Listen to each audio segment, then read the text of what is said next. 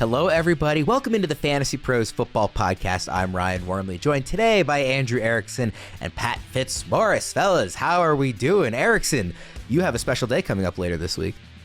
Yep, the big 3-0. I'm going to join a very exclusive club with some of these other receivers that are turning 30 years old this year. Mike Williams, Tyreek Hill, Andrew Erickson. Yeah, it's a big year for the 94 babies. I don't know how much you want to be comparing yourself to wide receivers, considering the clip we posted of you in the Dallas trip attempting to run a route and not doing so. To be fair, we were in a gym. We weren't out there on grass or turf. You know, you weren't wearing cleats. Those shoes traction was like butter. That's essentially what I was running on, butter. It was not a great look for you, and I appreciate you allowing me to post it to our social media feed. I wasn't going to throw anything for the clicks and the engagement. Yeah, Gotta do it. I was going to throw you under the bus for the running routes. I wasn't going to throw you under the bus for what age you were turning. You shared that yourself. But yes, a big milestone, the big 3-0. So we'll be celebrating that with a team happy hour later this week. And I look forward to imparting some wisdom as a wise old 31-year-old that I am and letting you know what's coming ahead. Fitz, I'm not going to ask you to share your age. Oh, thank you very much, Worm. Yeah, it is a big week. On the same day Erickson turns 30, our eldest child graduates from high school. So it is a week of milestones, and it's crazy with final exams, lacrosse playoffs. I'm just battening the hatches down and trying to survive this week, basically. So that is very fair. I don't have a whole lot going on this week, so I don't have some fun milestones to share. That is not true, Worm. You're getting your stationary bike. You just talked true. about it before the pre-show. You're going to be racking up the miles. We're going to see you on the next show. You're going to be sweating and be like, are you biking now and podcasting? Like, yeah. I did say I considered getting one of those like under the desk ellipticals. I did not do that. So you would see me actually sitting on a bike if I were to do that. But you're right. That is a big milestone where I was like, you know what? I miss having one. And they have foldable ones now. So this office isn't very big, but I'll have room for it. So I think that's enough preamble. Don't you guys think? Let's jump into the show here. We are talking some quarterback rankings and tiers. We're going to be doing a second show for the YouTube folks, tight end ranking and tiers as well. I think they'll be combining them for the audio version, so you'll get both of those if you're listening on the podcast, and you want to make sure you click and see that other video if you're on YouTube. We're going to be doing quarterback rankings and tiers here first, or if you're on YouTube, that's what this video is going to be. I want to let everybody know that all of our early 2024 consensus rankings and tiers can be found at fantasypros.com/rankings. Like I said, we're going through quarterbacks here. We're going to do the top 32. We've broken it into the tiers as they can be found on the expert consensus rankings page. We're going to start right at the very top with tier 1. It's the 4 names that you would probably have guessed. It's Josh Allen at 1, Jalen Hurts at 2, Patrick Mahomes at 3, and Lamar Jackson at 4. Fitz, when you were looking over this list, did any of these names stand out as particularly surprising, whether or not they were in the tier or the order they were in, or is this pretty chalky? I think it's pretty chalky. I don't really want any part of Josh Allen or Jalen Hurts this year. And like Josh Allen, I get it. He has been the QB1 in I think 3 of the last 4 years. In the year he didn't finish QB1, he was a close QB2. But man, I feel like we should be learning our lesson with what Patrick Mahomes went through last year, where he was undermanned in terms of wide receiver firepower. In Mahomes' previous 5 years as a starter, he had averaged at least 20.9 fantasy points per game, going as high as 26.1 fantasy points per game. Last year, down to 18.4. Really hamstrung by, he had Travis Kelce, he had Rashee Rice, who was just kind of a short area catch and run guy, and he was just bereft of wide receiver firepower. Otherwise, just didn't have guys who could make plays downfield. Now, I worry that maybe Josh Allen is in the same position. They got Keon Coleman in the draft. I like him, but he's untested. They have Khalil Shakir, who I like, also relatively untested. They just don't have a lot of proven talent at wide receiver. And I'm concerned. I don't know if the 15 touchdown runs from last season are repeatable. Probably not, based on the track record. So just as we saw a drop-off from Patrick Mahomes last year, I'm worried about that sort of drop-off from Josh Allen. And I think we are maybe undervaluing Patrick Mahomes based on last year. Now he's got Marquise Hollywood Brown. He's got Xavier Worthy. If Rashee Rice doesn't have an ultra-long suspension, he's going to have him too.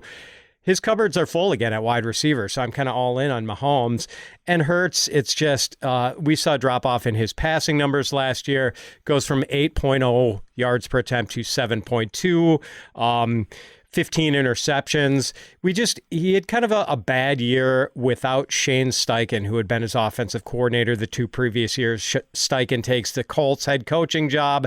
And, do we really want to count on a guy who got so much of his value from those tush-push touchdowns now that Jason Kelce is retiring? And I don't know if the tush-push is going to work as well. So both of those guys are a little risky to me to be at the top of tier 1. Yeah, it's funny, as you were talking, I was thinking, this is like a little deja vu. I think we've discussed this before. The 3 of us did discuss this at our, fun little virtual happy hour last week when we were the only 3 to show up, and we talked about the quarterbacks. It was definitely a preview of what this episode is going to be. I'm with you on Allen and Hurts. I feel like there's just question marks there, and the position is so strong that if I'm going to take a guy where I have to be drafting those to get them on my team, I don't want question marks, at a position like this. And there exists. You laid them out really well with Allen and Hurts. And I think even maybe to a degree with Lamar, obviously he's going a little later than those two. If I'm drafting in this tier, it's very likely going to be Mahomes for me this season. Erickson, what do you think about this grouping? Yeah, I think that it is pretty chalky, but the way that I always kind of view the quarterback position, it's a value game. Why would I draft Josh Allen in round 2 when I get Mahomes in round 4, right? Because they're all in the same tier, and that's what the consensus is agreeing. Like, these guys are the elite of the elite, but I see the value as taking Mahomes or Lamar Jackson, because those guys are the ones that usually go the latest among the elite tier. So I would rather take Mahomes or Lamar Jackson for some of the reasons that Fitz laid out. With Mahomes, I mean, last year stands out like such an outlier for him. It's the first time he's ever outside the top 7 quarterbacks. First time he's ever been below 20 points per game. Like, that stuff's going to bounce back. It's going to regress positively just based on the massive sample size we have of Patrick Mahomes as the NFL's best quarterback. So I'm not concerned about it. It's like, I want to buy the dip on Patrick Mahomes because of how he just kind of fell off last year. 2 years ago, he was fine without Tyreek Hill. He threw for 5,000 yards, like throwing touchdowns left and right. So I like the Mahomes value. And then Lamar, I love Lamar too. Like, he was still first in quarterback rushing last year, second in points per game, nearly 23 fantasy points per game. And that was his first year in the Todd Monken offense. And Mark Andrews missed like half the season. So you have a concern, okay, Andrews coming back healthy. Zay Flowers entering year 2. Now, and the other thing too I want to point out about the Ravens is, like, is this defense going to be as good as it was last year? I don't think so. I think they're going to take a step back, especially without their defensive coordinator, who's the Seahawks head coach now. So I have concerns in looking at the schedule again, doing some schedule analysis here. The Ravens have a brutal schedule. Like, their defense is going to get tested, and if their defense gives up points, that means we're going to see Lamar Jackson drop back to throw a ton. And I think that's going to lead to more rushing, more touchdowns, more passing, and I think that's going to lead for good things for this offense overall. So I'll let others take Josh Allen and Jalen Hurts ahead of me, and I'll let Mahomes and Lamar Jackson fall. I don't think that the defense is going to be worse. I don't think it's going to be bad, though. I mean, it is going to be tested. They are going up against really good offenses, to your point. Like the slate is not going to be easy. But like, I still think they'll be like, from an elite defense though, to like average or like above average. I think they'll be a good defense, but they're not going to be the best defensive football, which is what they were last year. Like, I still think they'll be pretty good, maybe in that like 12th best defensive football range. But that is a significant drop off from what it was a year ago. Like, no doubt, particularly with McDonald gone. Last question on this tier, Fitz. Is this, you obviously said that you weren't going to be drafting a lot of Allen and Hurts, and I agree with you. Do you still think that Allen should be QB1? It's just that he's going early enough that you'd rather wait for Mahomes, or would you rank somebody like Mahomes higher? I have Mahomes QB1 this year, okay. Allen QB2, and I've debated moving Lamar ahead of Josh Allen. So okay. Josh Allen QB2 or QB3 for me. I actually don't have Hurts on this tier at all. I've got him on the next tier at QB6, I think, in my rankings. Let's go to that next tier. Tier 2, it's 5 through 9, and it's CJ Stroud, Anthony Richardson, Joe Burrow, Dak Prescott, and Kyler Murray. Again, that's Stroud, Richardson, Burrow, Dak, and Kyler. First of all, Fitz, you said that you have Hurts, down in this tier. Did you have anybody in this tier up in tier 1, or did you just have a tier of 3 at the top? A tier of 3 at the top, but I've got Hurts behind Richardson and Stroud. Okay. Erickson, did you have any of these guys in tier 1, or is this all tier 2 for you? It's all tier 2 for me. Okay. And any of these names kind of stand out as maybe like they shouldn't even be in this tier, like they should be down in tier 3, or you think they all deserve at least being as high as where they are, Erickson? I think that they're all deserving to Okay. be in tier 2. I was kind of looking at it versus my rankings, and it's pretty much the same guys. So I think that this is right.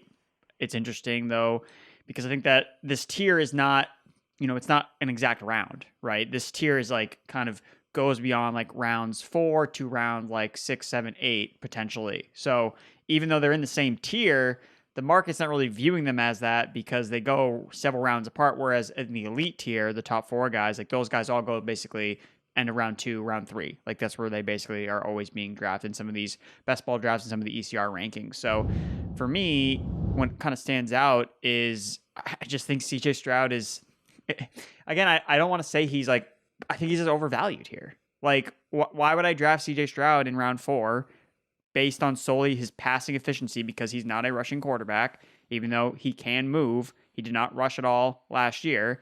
And you have these other guys behind him that, okay, Anthony Richardson, he runs more. Joe Burrow. Aren't we just hoping that CJ Stroud just does what Joe Burrow has done and average over 20 points per game? Like, that's something Stroud didn't even do last year. As good as he was as a rookie, he did not crest over 20 fantasy points per game last year. And that's like a big hurdle you have to get over, because if you're not getting that type of, you're not hitting that type of threshold, then what are you really doing? Like, how are you separating? Like, he obviously had these massive spike weeks, but again, he has to then deliver with all these expectations of him going as the highest. So I just think that it's like, I'll just take Burrow like 2 rounds later. Like, I feel like I can get 80%, 90%, if not the exact equivalent type of production from Joe Burrow at a later cost than CJ Stroud. So again, my point at the top, I'm looking for value for quarterback. Like, these guys touch the ball in every single play. Like, it's harder to find potentially, here's a sleep. No, they all touch the ball a lot. So I just like going for value here. And I think that there are better values at the end of this tier, especially like my favorite's probably Kyler Murray, because he adds the rushing and he has passing upside now that his offense has improved. Drafting Marvin Harrison, they got Trey McBride. So I think Kyler Murray's actually probably my favorite guy, but I agree everyone should be in this tier. So I was not with you with your Stroud Burrow comparison. I am with you on Kyler. Kyler to me is the kind of standout value here at QB9. I think we're kind of underrating like that he's another year removed from the injury, that he added one of the best wide receiver prospects ever, another year from Trey McBride. Like, I'm really excited about Kyler this year, where he's going, and I think it's a better value than like where Stroud is. I'm still very high on Stroud this year. I mean, we've talked a lot about like how to kind of parse through the wide receivers in that offense. Is it going to be Diggs? You have to make the big trade. You get a full season of Tank Dell, who was like earning a lot of targets, even ahead of Nico Collins when he was healthy. Nico Collins is also still really good. They managed to keep the offensive play caller. Like, I'm really high on Stroud, and I actually much prefer Stroud over Burrow. The wrist injury stuff and all the news about like how, no quarterback has ever dealt with this. And I think I heard somebody say the other day that like he's still like talking about like having good days and bad days. Like, that is a concern to me. And Burrow has been banged up in other areas in the past. It feels like he starts every season, in August there's some kind of injury he's dealing with. So he's actually my least favorite in this tier. If I'm kind of playing in this sandbox of where I'm drafting a quarterback, I'm probably looking at all 4 of the other guys in this tier ahead of Burrow. And I do think that there's more than a 2-round difference between Stroud and Burrow in terms of how I would rank them, even if that's what the ADP is. What do you make of all that, Fitz? Yeah, so I'm a little torn on Stroud. I see Erickson's points. I'm generally looking for running quarterbacks here. And, maybe the Texans defense continues to improve, which would further reduce Stroud's ceiling. Maybe now that they've got probably a better single running threat than they had with any of their backs last year, and Joe Mixon, that cuts into Stroud's ceiling a little bit. I mean, I'd rather have Richardson than Stroud. And I don't think that's a consensus opinion. I know I've made this point before, but I'll make it again for those who haven't heard some of our previous Fantasy Pro shows. In the 2 games that Richardson started last year, he scored 21.9 and 29.6 fantasy points. So those were good for weekly finishes of QB4 and QB2 in his 2 full games last year. And he averaged 19.4% more fantasy points per snap than Josh Allen, who led all quarterbacks in fantasy scoring last year. So there is monstrous upside for Anthony Richardson, and I think he's a better play. The one guy I find sort of interesting on this tier is Dak, and I think some people might question whether he belongs here. I kind of think he does. And one of the things I like about Dak for this year is that we know the Cowboys running back room is not great. And they didn't really do anything other than re-signing Ezekiel Elliott, who is certainly well into the back nine of his career. And I don't know if their defense is going to be as good as it was last year. So I think Dallas could be really pass heavy this year. And if you go back and look at Dak's yearly finishes in fantasy points per game since 2019, QB3, QB1, although that was kind of a shortened season for him due to injury, QB9, QB13, and then QB5 last year, QB4 if you boot Joe Flacco off the list for the minimum number of games he had. I absolutely think you can justify Dak on this tier, and I think he's going to be a good value because I think there will be drafts where he slides to like QB10, QB11. I think you're probably right about Dak. I want to follow up on Richardson because he strikes me as a type of quarterback that is going to creep up rankings and ADP throughout the summer as people just get really enamored with the upside, and perhaps rightfully so. I'm not even saying that as a negative thing. I just think it's going to happen. He's already QB6, so he's pretty high. Besides the injury question mark of he got banged up, multiple times in those first 4 career games, and that was all he was able to last in that first season. If the injury question mark is off the table, what's keeping him out of tier 1, Fitz? It's a good question. Just maybe that we know he's probably going to be a below average passer. And he sort of was last year in that limited sample size. But then again, this is a dude who could conceivably average double-digit rushing total. He could average 10 fantasy points rushing per game.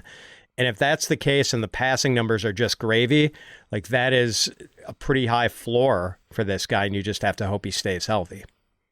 He to me is somebody where if you're assuming he's going to, if he's going to be banged up, he's not going to be living up to a tier 2 level. So anyway, so I would draft him, ahead of everybody in this tier. I know I was talking about how much I like Stroud. I am with you. I like Richardson more. I think if you're drafting him as your starting quarterback, you're going to say listen, we're playing this out as if he's going to be healthy. And if he's healthy, if you guarantee me he plays 15 games this season, I don't see any way he's not a tier 1 quarterback. I think the rushing is just too good. And I think he'll improve as a passer enough just with more reps. It's going to be, a quarterback friendly offense. It's going to be a rushing quarterback friendly offense. They added A.D. Mitchell. Like I said, health is the only red flag. I don't see another one there. Where do you have Richardson ranked, Erickson? I had a Stroud 5. So again, it's just you have to put those other guys ahead of him because I think that there is some, they have done it before, and Richardson has played. He has yet to complete more than 4 games. So I think that does matter. You got to take into consideration that you're taking a lot more risk. So. But when we look up, he checks off all the boxes of what does the QB1 look like? If you build the QB1 in fantasy in a lab, he looks like Anthony Richardson, not CJ Stroud. Richardson is the ultimate, I'm not trying to finish 4th place in this league. I'm trying to finish 1st. And Richardson is a guy which we want people to do. We want people to win their leagues. And that the good thing with Richardson too is he can break fantasy, which is why he's ranked here. And you're buying into the projection, but you should be confident because we see rushing production. That's something that carries over. It's much more sticky year to year than something like passing efficiency. So drafting CJ Stroud this high, you're betting that his touchdown efficiency and passing yards efficiency is going to repeat year over year, which historically has never really been the case. With Richardson, it's his rushing production is going to repeat year over year, which has been shown to be a little bit more sticky, assuming that he is healthy. To me, and I don't think this is even going out on a limb, Richardson is the quarterback not in tier 1 who has by far the best chance of finishing as QB1 this year. I don't think there's nobody else I would even put in that conversation. Totally agree. Yeah. All right, let's move on. But first, I want to talk about DraftKings Sportsbook. The NFL draft is behind us, and the teams are set. It's time to start looking ahead to the NFL season with DraftKings Sportsbook, an official sports betting partner of the NFL. Get a jump start on the season with futures bets on division winners, win totals, stat leaders, and so much more. Explore the latest odds on which rookies will have the most passing or receiving yards, or check out futures for your favorite teams and players on the DraftKings Sportsbook app. One bet I'm looking at right now is the stacked offensive rookie of the year race. Caleb Williams, the obvious heavy favorite at plus 175. I know Debro is all in on Jaden Daniels. We talked about that last week in fantasy at least. He's plus 650, same as Marvin Harrison Jr. Then you got JJ McCarthy at plus 800 and Malik Neighbors at plus 1400 to round out the top 5. I think you can make reasonable case for any of those guys as pretty decent bets. However you plan to bet your NFL futures, download the DraftKings Sportsbook app and use code FantasyPros. New customers bet $5 and get $200 in bonus bets instantly. That's code FantasyPros only on DraftKings. The crown is yours. Let's go to tier 3 here, and the last 2 tiers we're going to talk about are much bigger. This goes from QB 10 to QB 18. Jordan Love, Brock Purdy, Tua Tagovailoa, Caleb Williams, Jared Goff, Justin Herbert, Trevor Lawrence, Jaden Daniels, Kirk Cousins. Now, we talked about this a bit when we were just kind of having an off-air conversation about the quarterbacks last week. I will be living in this tier in draft season. I love this tier. I love the value in this tier. This tier is the reason why I say quarterback is so deep and just such a strong position this year. Almost every name in this tier I would be like totally comfortable with to be my QB1. And these are guys who are not going in the top 12 for half this tier. Jordan Love, I really love, no pun intended. Caleb Williams steps into the best situation a number 1 pick has ever stepped into. Jared Goff gets the extension, has good pieces around him. I like Justin Herbert even with the low passing volume this year. I think he's going to be more efficient. I love the addition of Ladd McConkey. Jaden Daniels is one of those guys who could break fantasy. I mean, like, you could make a case for every name. Trevor Lawrence is like a kind of a post-type sleeper. I just adore this tier. Fitz, what stands out to you about this group of players? Yeah, I mean, I think Jaden Daniels is a little too low, actually. Another guy with massive upside. We know what he can do as a runner, and that should be super attractive. And this guy also put up phenomenal passing numbers last year in the SEC. Like we know what Malik Neighbors did with LSU, but like Brian Thomas, 17 touchdowns. That was all kind of triggered by by Jaden Daniels, and just fantastic. Gets pretty good pass catchers in Washington with, I don't know, Terry McLaurin has proven himself, Jahan Dotson. I don't know. I think the sky's the limit for him. Potential to finish as a top 10 fantasy quarterback. And I know what you're saying about Justin Herbert, Worm. I do think he might be a little bit of a trap, and I think some people are going to be tempted to draft him as like a top 12 quarterback. He's now averaged under 18 fantasy points per game over the last 2 years. So he's been outside the top 10 in that category. Now he's going to play in what figures to be a conservative offense with Greg Roman calling the plays. And he's not exactly flush with pass catchers. They did add Ladd McConkey. But then, Josh Palmer, Quentin Johnston was an unmitigated bust as a rookie. No Austin Eckler either. So I'm kind of not interested in Justin Herbert at all. And I think there are some leagues where people are going to still see him as a QB, low-end QB1. I wouldn't be drafting him in the top 12 at the position, but I guess it depends on the league, because I think you're probably right that there will be leagues where he goes higher than I'm comfortable with. Where he's generally going, if he's QB 15, I think I'll be happy to take him there if I've kind of beefed up my roster elsewhere. Do you think, Erickson, I want to ask you this first, and then I'm going to ask Fitz as well. Do you think we might see Herbert run more in the Greg Roman offense? Because he does like to use quarterbacks' mobility, and we haven't seen it a lot so far, but he hasn't really been in an offense where you would see it from Herbert at the NFL level. So do you think we could see, maybe he gets a half dozen rushing touchdowns this year, or, a couple extra 100 rushing yards? I mean, maybe, but I'm not sure that's going to really move the needle for Justin Herbert when it comes to like his fantasy. Again, like his is name brand. Like that's why you look at him, you're like, Justin Herbert's like a late round quarterback. Like, and I think that's polarizing to kind of buy the dip on him because we know how talented of a passer he really is. And in certain game scripts where the Chargers don't have the luxury of like, oh, we're just going to run the football. Like, oh, we have to throw it. Like you could see Herbert, especially an offense that should be more efficient, like put up really strong numbers. But just something I look at when I look at this late round tier, which again, I absolutely love. I'm lockstep with you, Worm, that this is where I want to live in drafting these types of guys and just stockpiling running backs and wide receivers and even an elite tight end, and then getting my quarterback in this range. With Justin Herbert, you have to look at, and with a lot of these quarterbacks, it's important to look at the early season schedule. Like when you're looking at, like, if I draft this guy, I have to start him week 1. Like you should know the Chargers are playing the Raiders week 1. Is that going to be a game where the Chargers can't run the football effectively? Like they probably will be. Is that a game that's going to be a shootout? Probably not. So like that's not a spot where you want to start Justin Herbert. And then the next week at the Carolina Panthers, at the Pittsburgh Steelers, home against the Chiefs. Like a lot of games where you're like, okay, like this doesn't scream like a shootout game. Like, so I think early on you could see Justin Herbert really not put up polarizing passing numbers because they don't have to. And then he's at a cheaper price. So those are things I always try to look at when it comes to these quarterbacks. Because again, like you like all of them. So how do you break the tie? Well, look at who they play the first couple weeks of the season. Because like you're ultimately going to have to make that decision when you set your week 1 lineup. Like, so don't draft a quarterback and then you realize, oh my God, he's playing the Pittsburgh Steelers week 1, Kirk Cousins. Like that's why I would be afraid to take a shot on a guy like Cousins, even though I see his appeal as for the full season. Do I really want to start him coming off the torn Achilles week 1 against Pittsburgh? No thanks. So it's something to keep in mind. It's a good point. I think what I'm going to be doing a lot of is rather than I think I'm going to let other people break the tie. Caleb goes off the board. Okay, now I'm going to draft Jaden Daniels. Herbert goes off the board. Okay, now I'm going to draft Trevor Lawrence. Like just as soon as kind of people start dipping their toes into these waters, I'll just take whoever is left standing because I like them all so much.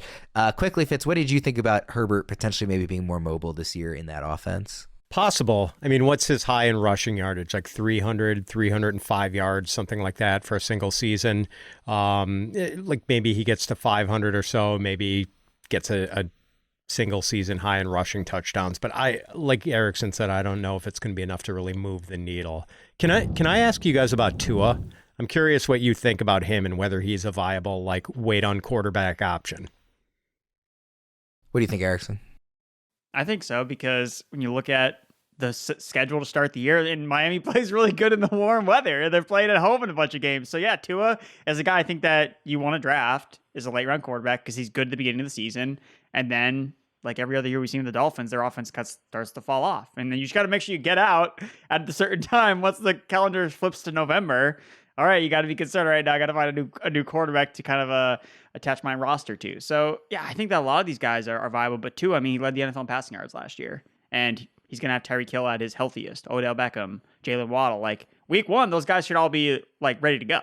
So Tua, again, playing for a contract, like he's going to put up numbers. So I think that he does make sense here in this conversation. Oh, and by the way, like that defense has lost so much. Christian Wilkins, Xavier Howard, Andrew Van Ginkel, like they're going to be playing in a lot of shootouts, I think. And that's the appealing thing. And Tua did average over 20 fantasy points a game over the first half of the 2023 season. So I think he could match that, and then you're just going to have to worry about when it gets cold and he's playing in outdoor games.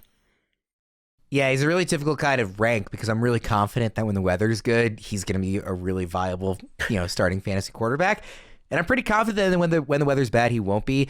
I heard the stat I think it was from The Ringer, so I want to give them credit. But, Tua led the league in passing yards last year, like you just mentioned, and he was QB 19 in points per game. It was because rushing matters. I know, but that's my point. Is like he will probably not have a best case passing scenario again, where he doesn't miss any time from injury, given what we know about his injury history, and he literally led the league in passing yards, and he couldn't even crack a top half QB2 in terms of points per game. In fairness, through the first 8 weeks of the season, he was QB5 in fantasy, yep. But then from week 9 on, QB20. Yep. And I mean, that's kind of to our point where we really like what we're going to get in September and October. And I'm not sure about the rest of the season. I do, just before we move on from this tier, want to mention, I do think Trevor Lawrence is probably going to end up being underranked by the end of the year. I was really high on him last year. I'm really willing to buy the dip on him. I know they lost Calvin Ridley, but they were really close to having more touchdowns in that offense like a number of times last year. And I know things fell apart late for them. I just think the talent is too good that if I'm getting him as, he's ranked QB 16 right now, I find that to be really good value on Lawrence. What do you make of Trevor, Erickson? Yeah, again, I was one of the people that was kind of concerned about where Lawrence was going last year at QB8, and he had never crested that 20 points per game threshold that I've been talking about, and I was concerned about it. I was like, we can't draft this guy this high, and it didn't work out for him. Obviously, injuries played a role with Jacksonville kind of falling apart towards the end of the season, but yeah, I think that he's a perfect guy to buy the dip on, the post-hype sleeper like you alluded to, because one of the things I was looking at when it comes to like late round quarterbacks and just quarterback scoring in general is kind of marrying or balancing out how often they rush versus how often they throw. And I've kind of coined it the 55-25 rule. Basically, you're looking for a quarterback that can rush for at least 250 yards and also throw 550 pass attempts. When you look at traditionally 2022, 8 of the top 10 quarterbacks hit those thresholds. Last year, 6 of the top 8 quarterbacks rushed for at least 250 yards. So again, like you don't need obvious rushing, like 500 plus yards. You get that 250 mark, and then you also play an offense that throws a ton. Looking at the Fantasy Pros projections, there are 3 quarterbacks that check off those thresholds. One is Mahomes, one is Deshaun Watson, and the other is Trevor Lawrence. So like he offers the skill set and the tools in this offense that projects to throw a ton still. Like they threw a ton last year. They were first in expected passing attempts last year and passing yards. Trevor Lawrence was. But just Calvin Ridley didn't catch half the balls thrown his way. So I think if anyone remembers watching Jacksonville last year, their offense, they left so many points on the table. Like it seemed like every single week Trevor Lawrence could have gone for 303. Instead, it turned into 202 interceptions.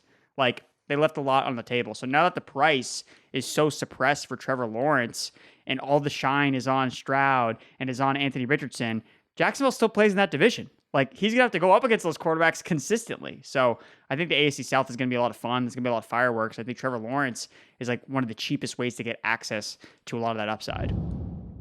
Last question in this tier here, Fitz, quickly. How comfortable would you be if Caleb Williams was your QB1? I'd want a pretty good QB2 behind him. But I think I'd be willing to do it just because he has enough pass catching firepower. We think he's probably going to add some value with his legs. Yeah, I mean, like he's a low end QB1 for sure. But assuming I am foregoing quarterback in the first 7 rounds or so to load up at wide receiver and running back, I think I'd be okay with it. But I would want a quality and maybe kind of high floor backup, like at least maybe a Matthew Stafford type behind him. Speaking of Matthew Stafford, he is at the top of tier 4, which runs from QB 19 all the way to QB 32. It's Stafford, Rodgers, Deshaun Watson, Baker Mayfield, Geno Smith, Will Levis, Derek Carr, J.J. McCarthy, Daniel Jones, Russell Wilson, Bryce Young, Drake May, Bo Nix, and Justin Fields. So obviously, you know, we're not going to hit on every single name here, but Erickson, of that grouping, is there one guy that stands out to you as kind of a favorite, not just mid-round, QB target, but late-round QB target? Well, I do think Matthew Stafford should be in tier 3. I mean, I don't really see the big difference between him and Kirk Cousins, except Matthew Stafford's not coming off a torn Achilles in a brand new offense. Like, I mean, do you guys think that's crazy? Like no. Stafford versus Kirk Cousins? I have Stafford ranked ahead of Cousins. Yeah, I think that's totally reasonable. Like when I look at tier 4, to me, he's very clearly my favorite in tier 4, which says maybe he should be in tier 3. Yeah, so that's kind of the thing that kind of stood out to me first. And I just think Kirk Cousins is interesting from his ranking, not to stay on tier 3, but, we're all excited about this Falcons offense, and yet Kirk Cousins is QB 18. So, just something to kind of keep in the back of your mind. If we're all excited about this offense, why is the quarterback going so late? Some reservations, I think, from the rankers in ECR. But in tier 4, for me, it's Deshaun Watson. Look, I mentioned him a little bit as one of those quarterbacks that projects to not only throw a ton, but also to run a ton.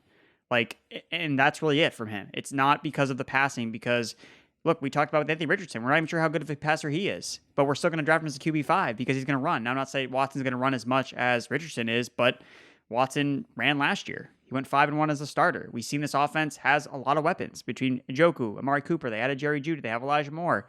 And you know who they don't have? Nick Chubb. They don't have Nick Chubb. We see this with some of these quarterbacks when they don't have their main running back. What do?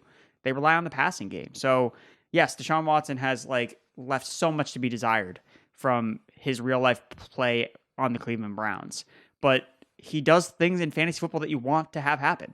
Like he's a rushing quarterback, and considering his back is against the wall when it comes to his starting job, he has to run. He has no choice. He can't just stand there and be like, you know what, I'm just gonna be a pocket passer. No, he has to play for his job, or else Cleveland's going to find a way to get out of it. So for me, Deshaun Watson, he just checks off too many boxes from a fantasy perspective of someone that is now even cheaper than he was last year.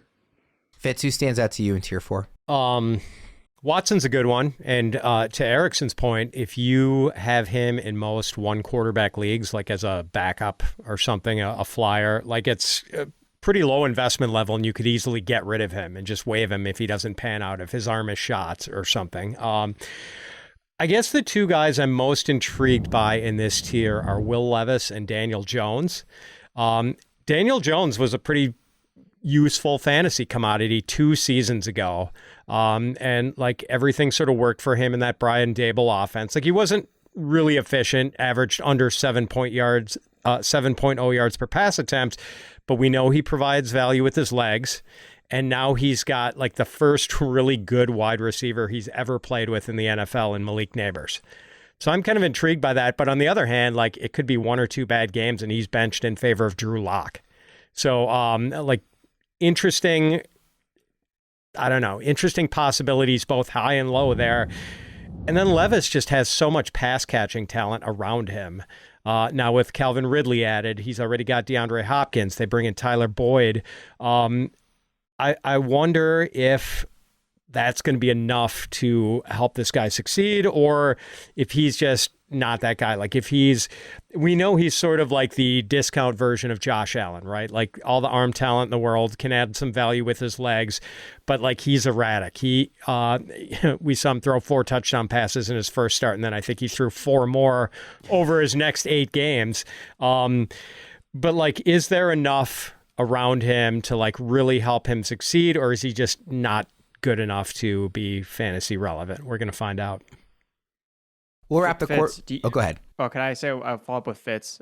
So someone that I like always compare to Levis in my rankings, that I stare at the 2 quarterbacks, is Levis versus Bryce Young, right? So Bryce Young was the first overall pick, and I get that he doesn't come with the same like allure as like the big armed Will Levis from, especially in that Falcons game, but Bryce Young, I believe it was in the game against the Packers, right? He like showed like, I can actually do something. I mean, Levis had 1 good game last year. It was the Falcons game, and then he was not good for the rest of his rookie year. So we added Calvin Ridley, and is that enough? I mean, like the Panthers added a bunch of weapons too for Bryce Young, and you can say what you want about the talent that they added, but I mean, Deontay Johnson versus Calvin Ridley is like, that's so like significantly in favor of Levis. And is it more like the Canales thing where they're going to run the ball, so it's not going to be as much? I just think like I'm trying to go back to my pre-draft analysis of Bryce Young versus Will Levis, and it wasn't even close. It was like Bryce Young is the 101. Like Will Levis is barely a first-round pick. And now fast forward a year forward, the situations have tried to improve for both guys. But I mean, really just based on what we saw last year, I mean, like Levis again had 1 good game. So I'm just kind of curious if you think of them even in the same, like, have you thought about Young even considering like a Levis type of player? Like I know I look at them and I get flip-floppy. I'm like not sure who I want to rank higher. So. Exactly the same for me. I have stared at those 2 names and debated whether to.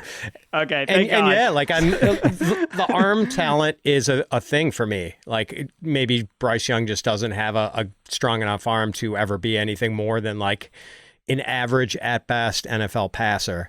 But like, I don't think Baker Mayfield has the strongest arm in the world either. And Dave Canales did wonders for him last year. And I wonder if, this noted quarterback whisperer might be able to get a significant improvement from Bryce Young in year 2. We will wrap up the quarterbacks on that. If you're listening on audio, we'll be right back with a tight end discussion. And if you're on YouTube, make sure you go click over to our tight end video, which will be recorded next. Thank you, everybody, for tuning in. For Fitz and Erickson, I'm Ryan Wormeli. We'll see you again soon.